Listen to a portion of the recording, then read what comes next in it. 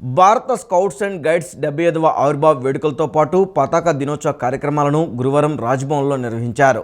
ముఖ్య అతిథిగా governor justice Abdul Nazir పాల్గొని ఫ్లాగ్ డే గురించి వివరించారు. ఈ సందర్భంగా భారత స్కౌట్స్ అండ్ గైడ్స్లో వివిధ పాఠశాలలకు ప్రాతినిధ్యం వహిస్తున్న S Srinivasulu, G Tarun Kumar Reddy, G Tarun Sanjay, D Jaswanth Surya, U Mahesh, P Chinna Ayyappareddy, A Durgarao, A Swamy, G Dhanush, RD సోమేశ్వరరావులు రాజ్య పురస్కార ధృవీకరణ పత్రాలను గవర్నర్ అందజేశారు. జాతీయ స్థాయిలోనూ రాణించాలని సూచిస్తూ వారిని అభినందించారు. ఈ కార్యక్రమంలో గవర్నర్ కార్యదర్శి డాక్టర్ ఎం హరి జవహర్ లాల్ తదితరులు పాల్గొన్నారు. The Bharat Scouts and Guides movement is to contribute to the development of young people in achieving their full physical, intellectual, emotional, social and spiritual potential as individuals and become responsible citizens of the country. It has been designed for the benefit of boys and girls to develop a sense of responsibility, leadership, initiative and trustworthiness, and promotes self-control, self-reliance and self-direction. The four aims of scouting and guiding are the formation of character, the formation of sound health habits, training in the handicraft, and the acquiring of useful skills, and the fourth is cultivation of a spirit of service to the people. SC వర్గీకరణ అమలు ద్వారా దళితుల్లోని ఉపకులాలందరికీ దామాషా ప్రకారం సమాన అవకాశాలు కల్పించి వారికి ఊతం ఇచ్చేలా పనిచేయాల్సిన అవసరం ఉందని సీఎం చంద్రబాబు అన్నారు. జనాభా దామాషా పద్ధతిలో జిల్లా ఒక యూనిట్గా వర్గీకరణ అమలు చేస్తామన్నారు. తెలుగుదేశం దళితులకు మొదటి నుంచి అండగా ఉందని సీఎం అన్నారు. విద్య, ఉద్యోగ, నైపుణ్యాభివృద్ధితో పాటు వ్యాపార అవకాశాలు కల్పించడం ద్వారా దళిత జాతి సమగ్రాభివృద్ధి సాధ్యమవుతుందని సీఎం అన్నారు. దళిత ఎమ్మెల్యేలతో ముఖ్యమంత్రి చంద్రబాబు నాయుడు సచివాలయంలో గురువారం సమావేశమయ్యారు. ఎస్సీ వర్గీకరణ విషయంలో తీసుకోవాల్సిన చర్యలపై కూటమి పార్టీల దళిత ఎమ్మెల్యేలతో ముఖ్యమంత్రి చర్చించారు. వర్గీకరణపై సుప్రీంకోర్టు తీర్పుతో పాటు ఎన్నికల హామీ కూడా ఉన్నందున కార్యాచరణపై ఎమ్మెల్యేలతో సీఎం చర్చించారు. సమైక్య ఆంధ్రప్రదేశ్లో ఉన్నప్పుడు వర్గీకరణ అమలు చేశామని, తర్వాత న్యాయ సమస్య కారణంగా ఆ కార్యక్రమం నిలిచిపోయిందని సీఎం గుర్తు చేశారు. ఇటీవల సుప్రీంకోర్టు తీర్పు నేపథ్యంలో వివిధ రాష్ట్రాలు వర్గీకరణను అమలు చేయడానికి సిద్ధమయ్యాయని, ఎవరికీ అన్యాయం జరగకుండా జిల్లా ఒక యూనిట్గా వర్గీకరణ అమలు చేయాలనే ఆలోచనలో ఉన్నట్లు సీఎం తెలిపారు. జస్టిస్ పున్నయ్య కమిషన్ ద్వారా అంటరానితనం వంటి సామాజిక రుగ్మతలను రూపుమాపామని సీఎం గుర్తు చేశారు. 2014 తర్వాత జీవో నెంబర్ 25 ద్వారా దళితులకు జనాభా దామాషా ప్రకారం నిధులు ఖర్చు పెట్టామని అన్నారు. ఇప్పుడు సుప్రీంకోర్టు తీర్పుతో వర్గీకరణపై స్పష్టత వచ్చింది కాబట్టి దీనికి అవసరమైన కార్యాచరణ అమలు చేయాలని నిర్ణయం తీసుకున్నట్లు సీఎం తెలిపారు. వర్గీకరణ అమలుపై కమిషన్ వేయాలని నిర్ణయం తీసుకున్నట్లు తెలిపారు. దీంతో పాటు దళిత వర్గాన్ని పైకి తెచ్చేందుకు ప్రత్యేక ప్రణాళికలు అమలు చేయాల్సి ఉందని సీఎం అన్నారు. మొన్నటి ఎన్నికల్లో 29 ఎస్సీ సీట్లకు గాను 27 నియోజకవర్గాల్లో ప్రజలు గెలిపించారని, వారి నమ్మకాన్ని నిజం చేస్తామని సీఎం అన్నారు. మళ్లీ మీ అందరినీ 2029లో ఎమ్మెల్యేలుగా గెలిపించుకుంటానని సీఎం తెలియజేశారు. రాష్ట్రంలో 108 అంబులెన్స్ల నిర్వహణ సక్రమంగా చేయని అరవిందో సంస్థను కొనసాగించాలా అని వైద్య ఆరోగ్య శాఖ మంత్రి సత్యకుమార్ యాదవ్ ప్రశ్నించారు. 108 నిర్వహణ సరిగ్గా లేదని, జగన్ ప్రభుత్వంలోనే అరవిందోకు జరిమానాలు విధించారంటే పరిస్థితి ఎలా ఉందో అర్థం చేసుకోవచ్చని అన్నారు. వైకాపాలోని మానసిక రోగులను అండమాన్ దీవులకు తీసుకువెళ్లి చికిత్స ఇవ్వాలని చెప్పారు. అలాంటి వారిని పక్కన పెట్టుకుని జగన్ పైశాచిక ఆనందం పొందుతున్నారని విమర్శించారు. సచివాలయంలో నిర్వహించిన విలేకరుల సమావేశంలో ఆరోగ్య శాఖ మంత్రి సత్యకుమార్ యాదవ్ మాట్లాడారు. 108 నిర్వహణ సరిగా లేదని, జగన్ ప్రభుత్వంలోనే అరబిందోకు జరిమానాలు విధించారంటే పరిస్థితి ఎలా ఉందో అర్థం చేసుకోవచ్చని అన్నారు. ఆసుపత్రులకు మందులు సరఫరా చేసిన వారికి బిల్లులు ఇవ్వకుండా బకాయిలు పెట్టిన గత ప్రభుత్వం 108 వాహనాలను నిర్వహిస్తున్న అరబిందోకు మాత్రం ఎప్పటికప్పుడు చెల్లింపులు చేసిందని అన్నారు. ఈ ఏడాది జూలైలో 85 అంబులెన్స్లను తీసుకుని ఆడిట్ చేయిస్తే 70 నుంచి 80% లోపాలు కనిపించాయని, ఎక్కడా నిర్ణీత సమయానికి అంబులెన్స్లు వెళ్లడం లేదన్నారు. ఆ సంస్థను కొనసాగించాలా? దీన్ని జగన్ ఏ రకంగా సమర్పిస్తారు అని మంత్రి ప్రశ్నించారు. రాష్ట్రంలో 4 కోట్ల మందికి క్యాన్సర్ పరీక్షలు చేయనున్నామని అన్నారు. 18 ఏళ్లు నిండిన యువతులకు బ్రెస్ట్ క్యాన్సర్, 35 ఏళ్లు పైబడిన వారికి సర్వికల్ క్యాన్సర్ పరీక్షలు చేస్తామన్నారు. ఏపీలో ప్రతి ఏడాది కొత్తగా 73,536 మంది క్యాన్సర్ బారిన పడుతుండగా 40,307 మంది చనిపోతున్నారని చెప్పారు. ఎన్టీఆర్ వైద్య సేవ కింద ఏటా 600 రూపాయల నుంచి 700 రూపాయలు ఖర్చు చేస్తున్నామని మంత్రి చెప్పారు. జనసేన అధినేత పవన్ కళ్యాణ్ కావాలనుకుంటే ముందే హోంశాఖను తీసుకునేవారని అన్నారు. పోలీసులు స్పందించాల్సిన అవసరం ఉందని ఆవేదనతో ఆయన ఆ వ్యాఖ్యలు చేశారని చెప్పారు. సామాజిక మాధ్యమాల్లో పెడుతున్న పోస్టులతో అందరి రక్తం మరిగిపోతోందని తెలిపారు. వైకాపాలోని మానసిక రోగులను అండమాన్ దీవులకు తీసుకెళ్లి చికిత్స ఇవ్వాలని చెప్పారు. అలాంటి వారిని పక్కన పెట్టుకుని జగన్ పైశాచిక ఆనందం పొందుతున్నారని విమర్శించారు. 5 సంవత్సరాల్లో బిల్లు చెల్లింపులు జరిగింది ఏంటంటే అరబిందో కంపెనీకి మాత్రమే చెల్లింపులు చేశారు. జూలై నెలలో 85 అంబులెన్స్లు 108లని తీసుకొని వాటిల్లో ఆడిట్ చేస్తే 70 నుంచి 80% లోటుపాట్లు కనిపించాయి. అది ఏంటి జూలైలో, అంటే మేము ప్రభుత్వంలో అధికారంలోకి వచ్చింది జూన్ నెలలో. జూలైలో 108ల పరిస్థితి ఆ రకంగా ఉంది. వాటిని కొనసాగించాలా? ఎక్కడ కూడా చెప్పిన నిర్ణీత సమయంలో పోవట్లే. అనేక సందర్భాల్లో పెనాల్టీలు ఇవ్వడం జరిగింది. మేము ఈ ఎన్డీఏ ప్రభుత్వం వచ్చిన తర్వాత కాదు, ఆ ప్రభుత్వం సమయంలో కూడా పెనాల్టీలు వేశారు అరబిందో కంటే. మీరు అర్థం చేసుకోవాలి, అరబిందో వైపు చూడాలన్నా, అరబిందో గురించి మాట్లాడాలన్నా, అరబిందో టచ్ చేయాలంటే కూడా భయపడే పరిస్థితులు ఉన్నప్పుడు అనేక సందర్భాల్లో 108కి పెనాల్టీలు వేయడం జరిగింది. కాబట్టి ఏ రకంగా ఆయన సమర్థించుకుంటున్నారు? అందరికీ ఆవేదన కలిగించే విషయమే. అందరికీ కూడా రక్తం మరిగిపోతుంది. కానీ చట్టానికి లోబడి, ప్రజాస్వామ్య విలువలకు లోబడి పనిచేసే పార్టీలు కాబట్టి మేము నిగ్రహంతో ఉంటున్నాం. ఎన్ని రకాల మాటలు మాట్లాడారు పవన్ కళ్యాణ్ గారు. ఈ రోజు కూడా ఎవరికైనా బాధ అనిపించదు, ఆ కూతుర్ల గురించి మీ ఇంటికి వచ్చి అది చేస్తాం అని చెప్తే ఒక తండ్రిగా బాధ. మంత్రి, ఉప ముఖ్యమంత్రి అనే విషయాన్ని పక్కన పెడితే ఒక మనిషిగా రక్తం ఎవరికైనా మరగదా? ఈ పరిస్థితులు అలా ఉంటున్నాయి. నేనేదో రైతుల ఉద్యమానికి పోయి సంఘీభావం తెలిపితే ఆ రోజు దాడి చేశారు. దాడి చేసిన తర్వాత ఫోన్లు చేసి, నేను లేని ఫోన్లో చేశారు, ఏం సార్ మా దీనికి వచ్చారన్నారు. లేదా నేను పెట్టేసిన తర్వాత మాటల్లో చెప్పలేని విధంగా బూతులు తిట్టారు. మాటల్లో చెప్పలేని విధంగా చంపేస్తాం. అతను ఎవరు కూడా నాకు తెలియదు. బహుశా నేను కూడా ఎవరో అతనికి తెలుసో తెలియదో మరి తెలియదు. అంటే ఆ రకమైన మానసిక స్థితిలో ఉన్న వాళ్ళని, వీళ్ళనందరినీ కాదు, అప్పుడు గతంలో ఇట్లాంటివి ఏమైనా జరిగితే అండమాన్ ఎదురున్నప్పుడు బ్రిటిష్ కాలంలో అక్కడ పెట్టేవాళ్ళు. అటువంటి చోట ఒక ప్లేస్ని ఎక్కడన్నా కనిపెట్టి, ఇట్లాంటి పార్టీల వైఎస్ఆర్సీపీ ఎక్కువ మంది ఉన్నారు, అది పెద్ద దీవిని ఏదైనా కనిపెట్టి ఈ మానసిక రోగులందరినీ అక్కడ తీసుకెళ్లి పెట్టాలి. శాసన మండలి పట్టభద్రుల నియోజకవర్గాల ఎన్నికల్లో ఓటమి తప్పదని తెలిసే వైకాపా నేతలు బహిష్కరణ నాటకం ఆడుతున్నారని గృహ నిర్మాణ శాఖ మంత్రి కొలుసు పార్థసారథి ధ్వజమెత్తారు. రాజకీయంగా ఎదుర్కొనలేక కూటమి ప్రభుత్వంపై రాళ్లు వేస్తున్నారని దుయ్యబట్టారు. శాసనమండలి పట్టభద్రుల నియోజకవర్గాల ఎన్నికల్లో ఓటమి తప్పదని తెలిసే వైకాపా నేతలు బహిష్కరణ నాటకం ఆడుతున్నారని గృహ నిర్మాణ శాఖ మంత్రి కొలుసు పార్థసారథి అన్నారు. జీవితాంతం అధికారంలో ఉండాలని కలలు కన్నారని, అవి గాలికి కొట్టుకుపోయేసరికి ఇప్పుడు పోటీకి దూరం అంటున్నారని ఎద్దేవా చేశారు. వైకాపా ప్రభుత్వం అధికారంలో ఉండగా ఏ ఎన్నికను ప్రజాస్వామ్యయుతంగా నిర్వహించలేదన్నారు. పాత ఓటర్ల జాబితాను బయటకు తీస్తే ఆ పార్టీ నేతల బండారం బట్టబయలవుతోందని తెలిపారు. 7, 10 తరగతులు చదివిన విద్యార్థులను కూడా ఓటర్ల జాబితాలో చేర్చి ప్రజాస్వామ్యాన్ని అపహాస్యం చేశారన్నారు. ఇప్పుడు పోటీకి అన్ని అవకాశాలున్నా ఓడిపోతామని తెలిసి వంకలు చెబుతున్నారని మండిపడ్డారు. భూ కబ్జాల అడ్డుకట్టకు ఈ అసెంబ్లీ సమావేశాల్లో కొత్త బిల్లు ప్రవేశపెట్టనున్నట్లు విద్యా, ఐటీ శాఖల మంత్రి నారా లోకేష్ తెలిపారు. ప్రభుత్వ, ప్రైవేట్ ఆస్తులు, భూముల అక్రమదారుల ఆటలు ఇక సాగవని ఎక్స్ వేదికగా హెచ్చరించారు. ప్రత్యేక కోర్టుల ఏర్పాటు, 6 నెలల్లో విచారణ పూర్తి చేసి నేరం రుజువైతే కఠిన చర్యలు తీసుకునేలా చట్టం రూపొందించాలని లోకేష్ పేర్కొన్నారు. నగరాభివృద్ధి ధ్యేయంగా అధికారులు పనిచేయాలని, కేంద్ర రాష్ట్ర ప్రభుత్వ పథకాలు నగరంలో పూర్తి స్థాయిలో అమలయ్యేలా చూడాలని విజయవాడ ఎంపీ కేశినేని శివనాథ్ అన్నారు. నగరం తిరిగి ముంపునకు గురికాకుండా చర్యలు తీసుకోవాలన్నారు. తూర్పు, పశ్చిమ కొండ ప్రాంతాల ప్రజలకు తాగునీరు పూర్తి స్థాయిలో అందేలా చూడాలన్నారు. నగరంలోని క్రీడా ప్రాంగణాలను అంతర్జాతీయ స్థాయి ప్రమాణాలతో క్రీడాకారులకు అందుబాటులోకి తేవాలన్నారు. విజయవాడ నగరపాలక సంస్థ ప్రధాన కార్యాలయంలోని కమాండ్ కంట్రోల్ రూంలో పార్లమెంట్ సభ్యులు కేశినేని శివనాథ్ నగరాభివృద్ధి కోసం చేపట్టాల్సిన అభివృద్ధి కార్యక్రమాలపై విజయవాడ నగరపాలక సంస్థ కమిషనర్ ధ్యాన్ చంద్ర ఇతర శాఖాధిపతులతో గురువారం సమీక్షా సమావేశం నిర్వహించారు.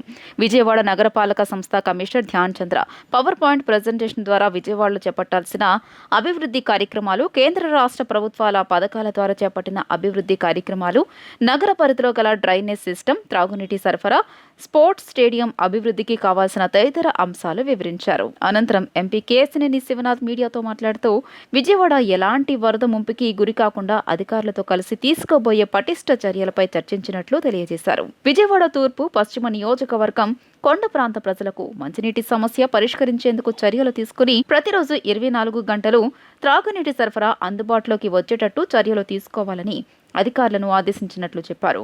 విజయవాడలో ఉన్న స్టేడియాలను అంతర్జాతీయ ప్రమాణాలతో అభివృద్ధి చేసి క్రీడాకారులకు అందుబాటులోకి తీసుకొచ్చే విధంగా ప్రణాళికను సిద్ధం చేసినట్లు తెలిపారు. ఇక కార్పొరేషన్ ఆదాయ మార్గాలు పెంచేందుకు కృషి చేయాలని, బీఎంసీ ఆర్థిక పుష్టికి, విజయవాడ నగర అభివృద్ధికి తమ సహకారం అందిస్తామని తెలిపారు. మంచినీళ్ళ సౌకర్యం కొంత ఇబ్బందికరమైన పరిస్థితిలో అది ఏ విధంగా ఎటువంటి చర్యలు తీసుకోవాలి, అంతేకాకుండా స్ట్రాంగ్ వాటర్ డ్రైనేజ్ గురించి, వీటన్నిటికీ మించి విజయవాడ నగరంలో మా మున్సిపల్ కార్పొరేషన్ ఆధ్వర్యంలో ఎన్నో స్టేడియంలు ఉన్నాయి. ఆ స్టేడియంలు ఏ విధంగా రెనోవేట్ చేసి క్రీడాకారులకు అందుబాటులో తేవడం గురించి, అంటే వీటితో పాటు విజయవాడ నగరంలో నగర కార్పొరేషన్కి ఆదాయం వచ్చే మార్గాలు చాలా ఉన్నాయి. దీంట్లో ముఖ్యంగా ఇవాళ అడ్వర్టైజ్మెంట్ బోర్డ్స్, ఎన్నో కాలం నుంచి ఇక్కడ అడ్వర్టైజ్మెంట్ బోర్డ్స్కి ఆదాయ వనరులు అయినా కూడా చాలామంది ఇంతవరకు అడ్వర్టైజ్మెంట్ బోర్డ్స్లో సక్రమంగా ఫీజులు కూడా రావట్లేదు కార్పొరేషన్కి. వాళ్ళ మీద ఎటువంటి చర్యలు తీసుకుని కార్పొరేషన్ ఆదాయం పెంచాలి, ఎక్కడెక్కడ షాపింగ్ కాంప్లెక్స్లు ఉన్నాయి, ఎక్కడెక్కడ కనుక మనం ఆదాయం పెంచుకునే విధాలు విజయవాడ నగర కార్పొరేషన్కి చేయాలనే విషయాలన్నీ కూడా కూలంకుషంగా చర్చించడం జరిగింది. అధికారులు కూడా బాగా స్పందించారు.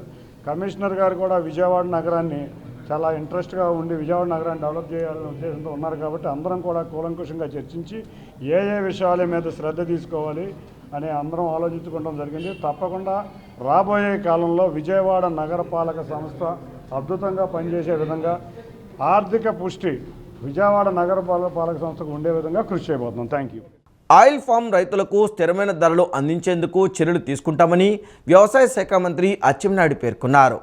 ఆయిల్ ఫామ్ రైతులు, కంపెనీల యాజమాన్యాలు, ఆయిల్ ఫెడ్, ఉద్యాన శాఖ అధికారులతో గురువారం ఆయన సచివాలయంలో సమావేశమయ్యారు. ఈ సందర్భంగా ఆయిల్ ఫామ్ సాగు విస్తరణపైన చర్చించారు. ఆయిల్ ఫామ్ ధరలపై ముఖ్యమంత్రి చంద్రబాబుతో చర్చించనున్నట్లు తెలియజేశారు. సమావేశంలో నర్సరావుపేట ఎంపీ లావు శ్రీకృష్ణదేవరాయలు, అనపర్తి ఎమ్మెల్యే రామకృష్ణారెడ్డి, వ్యవసాయ శాఖ ప్రత్యేక ప్రధాన కార్యదర్శి రాజశేఖర్, డైరెక్టర్ ఢిల్లీరావు, ఉద్యాన శాఖ కమిషనర్ శ్రీనివాసులు పాల్గొన్నారు. గత 5 ఏళ్ల వైకాపా పాలనలో జగన్ ప్రజాస్వామ్యాన్ని కూనీ చేశారని మాజీ మంత్రి దేవినేని ఉమామహేశ్వరరావు మండిపడ్డారు. ప్రస్తుతం జగన్ చట్టాలు, రాజ్యాంగం గురించి మాట్లాడుతుంటే దెయ్యాలు, వేదాలు వల్లించినట్లు ఉందన్నారు. జగన్ వారం 10 రోజులకు ఒకసారి బెంగళూరు నుంచి తాడేపల్లికి వచ్చి బురద జల్లే కార్యక్రమాలు మానుకోవాలన్నారు. గొల్లపూడిలోని తన కార్యాలయంలో మాజీ మంత్రి దేవినేని ఉమామహేశ్వరరావు విలేకరుల సమావేశం నిర్వహించారు. సమావేశంలో ఆయన మాట్లాడుతూ ప్రస్తుతం జగన్ చట్టాలు, రాజ్యాంగం గురించి మాట్లాడుతుంటే దెయ్యాలు, వేదాలు వల్లించినట్లు ఉందన్నారు. జగన్ వారం 10 రోజులకు ఒకసారి బెంగళూరు నుంచి తాడేపల్లికి వచ్చి బురద జల్లే కార్యక్రమాలు మానుకోవాలన్నారు. గత 5 ఏళ్ల కాలంలో అంబేద్కర్ రాజ్యాంగాన్ని మరిచారని, అప్పుడు 41A సుప్రీంకోర్టు మార్గదర్శకాలు గుర్తుకు రాలేదా అని ప్రశ్నించారు. పోలీసులను ఉపయోగించుకుని ఏ విధంగా ప్రతిపక్షాల మీద, ప్రజలపై దాష్టికాలు చేశారో మర్చిపోయారా అని ప్రశ్నించారు. సభ్య సమాజం తలదించుకునేలా పోస్టు పెట్టిన వారిపై చర్యలు తీసుకుంటుంటే చట్టాల గురించి మాట్లాడుతున్నారని వెల్లడించారు. జగన్ తాబేదారులతో మార్గదర్శిపై కేసులు వేయిస్తూ దుర్మార్గాలు చేయిస్తున్నారన్నారు.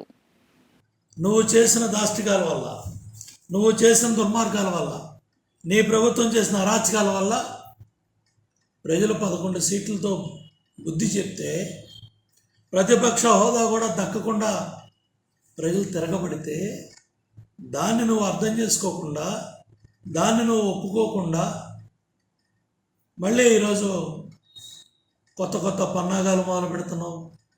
అసెంబ్లీ సమావేశాలకు వెళ్ళనని చెప్తున్నావు, లేకపోతే మీడియాలో ప్రశ్నిస్తానంటున్నావు, మీడియాని రమ్మని అడుగుతున్నావు. మీడియా ఇవాళ గుర్తుకొచ్చిందా? మీడియా మీద దాడులు చేసినప్పుడు నీకు గుర్తు రాలేదా? మీడియా మీద దాష్టికాలు చేసినప్పుడు ఇవన్నీ గుర్తు రాలేదా? మీడియా అధిపతులను తీసుకొచ్చి విచారణ చేసావే. TV5 నాయుడు గారిని పిలిపించావు సిఐడి ఆఫీస్కి, TV5 మూర్తిని సిఐడి ఆఫీస్కి పిలిపించావు, ఆంధ్రజ్యోతి రాధాకృష్ణ గారిని పోలీస్ కేసుల్లో పెట్టాలనే ప్రయత్నం చేశావు, చనిపోయిన రామోజీరావు గారిని కూడా మాట్లాడుతున్నావు ఈరోజు నువ్వు. ఈనాడు పత్రిక, ఈటీవీ, రామోజీరావు గారి పేరంటే ఉలిక్కిపడి లేచి కూర్చున్నావు ఈరోజు కూడా. ఎన్టీఆర్ జిల్లాలోని 7 నియోజకవర్గాల్లో సోషల్ మీడియా కార్యకర్తలపై పెట్టిన అక్రమ కేసులను ఎత్తివేయాలని, కార్యకర్తలను ఇబ్బందులకు గురి చేయడాన్ని పోలీసులు మానుకోవాలని వైకాపా ఎన్టీఆర్ జిల్లా అధ్యక్షుడు దేవినేని అవినాష్ డిమాండ్ చేశారు. మాజీ మంత్రి వెల్లంపల్లి శ్రీనివాస్, మాజీ MLA Malladi Vishnu, MLC Ruhullah, YSRCP legal cell ప్రతినిధులతో కలిసి పోలీస్ కమిషనరేట్లో డీసీపీ గౌతమి శాలికి గురువారం ఫిర్యాదు చేశారు. అనంతరం అవినాష్ మాట్లాడుతూ కూటమి ప్రభుత్వానికి వ్యతిరేకంగా వైఎస్ఆర్సీపీ మద్దతుగా ఉన్న సోషల్ మీడియా పోస్టులపై పోలీస్ శాఖను ఉసుగొల్పడం దారుణమన్నారు. అమాయకులను ఉదయం నుంచి సాయంత్రం వరకు స్టేషన్లో కూర్చోబెట్టి పోలీసులు చిత్రహింసలు పెట్టడం సరికాదని సూచించారు. వైఎస్ఆర్సీపీ నాయకులు, కార్యకర్తలకు పార్టీ అండగా ఉంటుందని, ఎవరికి కష్టం వచ్చినా ఆదుకుంటుందని భరోసా ఇచ్చారు. నాయకులు, కార్యకర్తల మీద జరుగుతున్న దాడుల గురించి, అదేవిధంగా వాళ్ళ మీద పెడుతున్న తప్పుడు కేసుల గురించి ఆమెకి వివరించి తప్పకుండా తగిన జాగ్రత్తలు, తగిన చర్యలు, వాళ్ళు చేస్తున్న తప్పుడు సంకేతాలు అన్నీ గారు ఆపాలని చెప్పిన ఆమెకి ఒక రికమెండేషన్ ఇస్తాం గారు జరిగింది. వైకాపా సామాజిక మాధ్యమ కార్యకర్త వర్రా రవీందర్ రెడ్డి లాంటి వాళ్ళు మీ తల్లి విజయమ్మ, చెల్లి షర్మిలపై పెడుతున్న తప్పుడు పోస్టులను సమర్థిస్తారా? అలాంటి వారిని ప్రోత్సహిస్తారని మాజీ ముఖ్యమంత్రి జగన్ను society for employment generation and enterprises development corporation chairman Deepak Reddy ప్రశ్నించారు. మహిళల వ్యక్తిత్వ హనానికి పాల్పడేలా పోస్టులు పెట్టేవారిని అరెస్ట్ చేయకుండా ఏం చేస్తారని నిలదీశారు. జగన్ విలేకరుల సమావేశమంతా ఓ డ్రామాలా ఉందని దుయ్యబట్టారు. మంగళగిరిలోని టీడీపీ కేంద్ర కార్యాలయంలో society for employment generation and enterprise development corporation chairman Deepak Reddy నిన్న విలేకరుల సమావేశం నిర్వహించారు. సమావేశంలో ఆయన మాట్లాడుతూ సామాజిక మాధ్యమాల్లో తప్పుడు పోస్టులు పెట్టారంటూ గత ప్రభుత్వ హయాంలో 6,000కు పైగా అక్రమ కేసులు బనాయించారని, ఎందరినో హత్య చేశారన్నారు. అసెంబ్లీ సాక్షిగా చంద్రబాబు సతీమణి భువనేశ్వరి గురించి తప్పుడు మాటలు మాట్లాడారని చెప్పారు. ఇప్పటికే డిప్యూటీ సీఎం పవన్ కళ్యాణ్, హోంమంత్రి అనిత కుమార్తెల గురించి అసభ్యంగా మాట్లాడుతూ రాక్షసానందం పొందుతున్నారని అన్నారు. వీటన్నిటినీ సమర్థిస్తారా అని దీపక్ రెడ్డి ఆగ్రహం వ్యక్తం చేశారు. వైకాపా ప్రభుత్వంలో మహిళలు, ఎస్సీ, ఎస్టీ, బీసీ మైనార్టీల్ని వేధిస్తే ఏ ఘటనపైనా జగన్ సరిగ్గా స్పందించారా అని ప్రశ్నించారు. దాదాపు 6,000 పైగా అక్రమ కేసులు ఈ సోషల్ మీడియా రిలేటెడ్ మీరు పెట్టినారు కదా. 2,500 మందిని పైగా మీరు హత్య చేశారు కదా. ఈ రోజు వచ్చి ఏమి జరగనట్టు ఈ విధంగా డ్రామా చేయటము ఎంతవరకు కరెక్టు అని చెప్పి నేను సూటిగా జగన్మోహన్ రెడ్డిని ప్రశ్నిస్తూ ఉన్నాను. హోంమంత్రి గారు అనిత గారి మీద రకరకాల దూషణలు సోషల్ మీడియాలో పెడుతుండేది వాస్తవం కాదా? అదేవిధంగా డిప్యూటీ సీఎం గారి కూతుర్ల పైన ఎటువంటి పోస్టులు సోషల్ మీడియాలో పెట్టినారు, ఇది వాస్తవం కాదా? గతంలో అసెంబ్లీలో ముఖ్యమంత్రి గారి సతీమణి భువనేశ్వరమ్మ గారి మీద కౌరవ సభలో ఏ విధంగా మాట్లాడి రాక్షసానందం పొందినారో ఇది వాస్తవము కాదా? జగన్మోహన్ రెడ్డి పాలనలో ప్రతి 8 గంటలకి ఒక రేప్ జరిగేది, ఇది వాస్తవము కాదా? ప్రతి గంటకి 2 మహిళల పైన లైంగిక దాడులు జరిగినాయి, ఇది వాస్తవము కాదా? ఇన్ని తప్పులు మీ సైడ్ పెట్టుకొని ఈరోజు ఎంత అమాయకంగా నాటకం ఆడతా ప్రెస్ మీట్ పెట్టినావు జగన్మోహన్ రెడ్డి. నాకు నిజంగా ఆశ్చర్యము, నువ్వు ఎట్ట కప్పిపుచ్చుకోవాలని చెప్పి ఏ విధంగా ఈ నాటకం ఆడుతున్నావు అని చెప్పి. నగరానికి చెందిన 10 మంది అయ్యప్ప స్వామి దీక్షాదారులు సైకిల్పై శబరిమల యాత్రకు బయలుదేరారు. యాత్రకు బయలుదేరే ముందు మాచవరం దాసాంజనేయ స్వామి గుడిలో ప్రత్యేక పూజలు చేశారు. అనంతరం యాత్రకు పయనమయ్యారు. 18 రోజుల్లో 1,200 కిలోమీటర్లు ప్రయాణించి శబరిమలైకి చేరుకోనున్నారు. నగరానికి చెందిన 10 మంది అయ్యప్ప స్వామి దీక్షాదారులు సైకిల్పై శబరిమల యాత్రకు బయలుదేరారు. యాత్రకు బయలుదేరే ముందు మాచవరం దాసాంజనేయ స్వామి గుడిలో ప్రత్యేక పూజలు చేశారు. ఈ సందర్భంగా రాజా గురుస్వామి మాట్లాడుతూ శబరిమల యాత్ర గత 35 సంవత్సరాల నుంచి క్రమం తప్పకుండా వెళ్తున్నట్లు తెలియజేశారు. 15 ఏళ్ల క్రితం విజయవాడ నుంచి తిరుపతికి కాలినడకన ప్రయాణం చేయాలనుకున్నామని 15 సంవత్సరాల నుంచి నిర్విరామంగా వెళ్తున్నట్లు తెలియజేశారు. ఆ స్ఫూర్తితో ఈసారి శబరిమలైకి కూడా సైకిల్ వేసుకుని ఎందుకు వెళ్లకూడదని నాగేంద్ర కుమార్ స్వామి రూపకల్పన చేశారన్నారు. ఆయన ఆధ్వర్యంలో తిరుపతి యాత్ర ఎలా చేస్తున్నామో అదే సంకల్పంతో శబరిమల యాత్ర సైకిల్పై వెళ్లాలని ఒక దృఢ నిశ్చయంతో బయలుదేరామన్నారు. అందరికీ అయ్యప్ప స్వామి ఆయురారోగ్యాలు ఇవ్వాలని ఆకాంక్షించారు. ఈ శబరిమల యాత్ర అన్నది గత 35 సంవత్సరాల నుంచి మేమందరం ప్రతి సంవత్సరం క్రమం తప్పకుండా శబరిమల వెళ్ళి వస్తున్నాం స్వామి. అట్లాగే ఒక 15 ఏళ్ల క్రితం విజయవాడ నుంచి తిరుపతికి కాలినడకన ప్రయాణం చేయాలని అనుకున్నాం. 15 సంవత్సరాల నుంచి నిర్విరామంగా వెళ్తున్నాం స్వామి. ఆ స్ఫూర్తితో ఈసారి శబరిమలకు కూడా మనం సైకిల్ వేసుకుని ఇంకా ఎందుకు వెళ్ళకూడదన్న ఆలోచన మాకు వచ్చింది. దానికి ఒక రూపకల్పన చేసింది మా మాన్య శ్రీ నాగేంద్ర కుమార్ గారి ఆధ్వర్యంలో. మేమందరం కూడా ప్రతి సంవత్సరం తిరుపతి యాత్ర ఎలా చేస్తున్నామో అదే సంకల్పంతో ఈ సంవత్సరం కూడా శబరిమల యాత్ర సైకిల్తో వెళ్ళాలని ఒక దృఢ నిశ్చయంతో మేమందరం బయలుదేరాం స్వామి. మా అందరికీ హరిహరపుత్రుడు అయ్యప్ప స్వామి శక్తినిచ్చి ఆయురారోగ్యాలు ఇవ్వాలని చెప్పేసి వాళ్ళందరి తరఫున మనస్ఫూర్తిగా కోరుకుంటున్నాను. ఎన్ వెంకటేశ్వరరావు స్వామి మాట్లాడుతూ 1988లో మాచవరం డౌన్ నుంచి శ్రీ చైతన్య విద్యా సంస్థల డైరెక్టర్ త్రిపురనేని నాగేంద్ర కుమార్ స్వామితో కలిసి 10 మందితో శబరిమలై అయ్యప్ప దీక్షా యాత్ర ప్రారంభించినట్లు చెప్పారు. ఈ ఏడాది 35వ సంవత్సరం సందర్భంగా త్రిపురనేని నాగేంద్ర కుమార్ సారథ్యంలో రాజా గురుస్వామి ఆధ్వర్యంలో స్వాములంతా కలిసి శబరిమల యాత్ర సైకిల్ యాత్ర చేయాలని నిర్ణయించుకున్నామని అన్నారు. 10 మంది స్వాములు కలిసి 18 రోజుల్లో 1200 కిలోమీటర్లు సైకిల్ యాత్ర వెళ్లి అయ్యప్ప స్వామిని దర్శించుకున్నట్లు చెప్పారు. మాచవరం దాసాంజనేయ స్వామి గుడిలో పూజలు చేసి యాత్రకు బయలుదేరామన్నారు. ఈ నెల 26న 100 మంది స్వాములు కలిసి శబరిమలైకు వెళ్తున్నామని చెప్పారు. 35వ సంవత్సరం సందర్భంగా త్రిపురనేని నాగేంద్ర కుమార్ స్వామి సారథ్యంలో గురుస్వామి రాజా గురుస్వామి ఆధ్వర్యంలో స్వాములందరూ కలిసి శబరిమల యాత్రని సైకిల్ యాత్ర చేయాలని నిర్ణయించుకున్న ఆ స్వామి దయతో అనుకున్నారు. దాని ప్రకారం ఈ రోజున 1200 కిలోమీటర్లు శబరిమల యాత్రని సైకిల్ యాత్రతో త్రిపురనేని నాగేంద్ర కుమార్ గారు అంటే మన చైతన్య కాలేజీ విద్యా సంస్థల వన్ ఆఫ్ ది డైరెక్టర్ ఆయన, రాజా గురుస్వామి, త్రిపురనేని శ్రీనివాసరావు స్వామి అలాంటి ఒక 10 మంది స్వాములు కలిసి 18 రోజుల్లో 1200 కిలోమీటర్లు సైకిల్ యాత్రలో వెళ్ళి స్వామిని దర్శించుకోవడానికి నిర్ణయించుకుని ఈ రోజున శివాలయంలో దాసాంజనేయ స్వామి అనుమతితో యాత్రకు బయలుదేరారు. అలాగే మేము తర్వాత మొత్తం 100 మందితో 26వ తారీఖున బయలుదేరి శబరిమల యాత్రకు వెళ్తున్నాము. ఈ 35 ఏళ్ల బట్టి అయ్యప్ప మా అందరికీ కూడా ఎటువంటి అవరోధాలు ఆటంకాలు లేకుండా సుఖ సంతోషాలతో అందరినీ కాపాడుతున్నాడు. అందరూ బాగుండాలి, అందరికీ మంచి జరగాలనే సంకల్పంతో ఈ నాగేంద్ర కుమార్ స్వామి ఈ సైకిల్ యాత్రను ప్రారంభించడం జరిగింది. సర్వే జనా సుఖినో భవంతు. ఆంధ్రప్రదేశ్ ప్రభుత్వం పాఠశాల విద్యాశాఖ సమగ్ర శిక్ష విభాగం స్టెమ్ ల్యాబ్ వినియోగంలో దేశానికి ఆదర్శంగా నిలుస్తుందని కేంద్ర ప్రభుత్వ విద్యా సంస్థ నిఫా ప్రొఫెసర్ ప్రణతి పాండ్యా కొనియాడారు.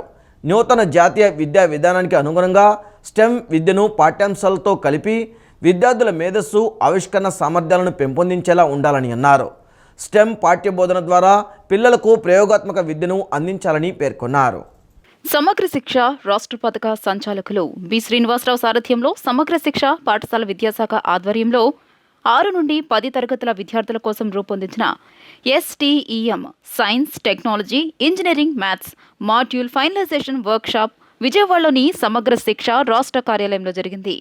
సమగ్ర శిక్ష రాష్ట్ర పథక సంచాలకులు శ్రీనివాసరావు మాట్లాడుతూ ఈ స్టెమ్ కార్యక్రమాల వలన రాష్ట్రంలో విద్యార్థులు సైన్స్ మరియు ఇంజనీరింగ్ రంగాలలో ముందడుగులో ఉంటారన్నారు. ఈ కార్యక్రమంలో టీచర్ ట్రైనింగ్ మాడ్యూల్ను రూపొందించిన సబ్జెక్టు ఉపాధ్యాయులను తన కార్యాలయంలో సమావేశ సందర్భంగా అభినందించారు. స్టెమ్ మాడ్యూల్ను సంబంధిత మెటీరియల్ రూపొందించే 2 రోజుల వర్క్షాప్లో సమగ్ర శిక్ష ఏఎస్బిడి డాక్టర్ కెవి శ్రీనివాసులు రెడ్డి మాట్లాడుతూ సమగ్ర శిక్ష ఆధ్వర్యంలో రాష్ట్రంలో 658 ప్రభుత్వ పాఠశాలల్లో స్టెమ్ ల్యాబ్స్ ఏర్పాటు చేశామని, రోబోటిక్స్ ఆవిష్కరణ కార్యక్రమాలు, అటల్ టింకరింగ్ ల్యాబ్లు అందుబాటులో ఉంచి విద్యార్థులకు ప్రపంచ స్థాయి నైపుణ్యాలు అందించాలనేదే సమగ్ర శిక్ష సంకల్పమని అన్నారు. ఈ స్టెమ్ కార్యక్రమానికి save the children, Bal Raksha Bharat సంస్థ సాంకేతిక సహకారాన్ని అందిస్తోందని తెలిపారు. ఈ కార్యక్రమానికి అనుభవజ్ఞులైన సబ్జెక్టు ఉపాధ్యాయులు ఎంతో కృషి చేసి స్టెమ్ ఆధారిత విద్యకు ప్రత్యేక మాడ్యూల్ రూపొందించారని తెలియజేశారు.